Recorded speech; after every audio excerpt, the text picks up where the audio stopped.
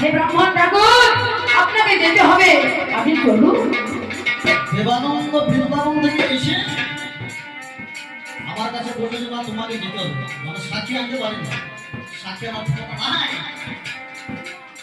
এবার দেবানন্দের কথা শুনে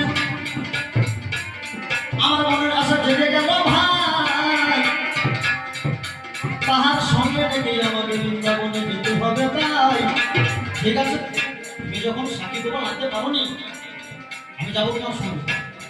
এবার বৃন্দাবন যাবোই আমি দেবানন্দের সঙ্গে। সাক্ষী গোপাল কে আছে দেখবো গো নজরে। হাঁটিতে হাঁটিতে পথে চলিতে চলিতে বৃন্দাবন যাই চলে। কোথায় সাক্ষী গোপাল আছে দেখাও না গো, তবে কোথায় তোমার সাক্ষী গোপাল কোথায় আছে? চলো চলো ওই নদীর তীরে, ওই বাড়ির চরে, যে চোরা বালি ভগবানের নগরে ভ্রমণে ঢুকে আর বন্ধ হলো তারে। এই বলে কৃষ্ণমেনা নদী চলে যায়, সেখানে যে সাক্ষী গোপাল দাঁড়াইয়া রয়।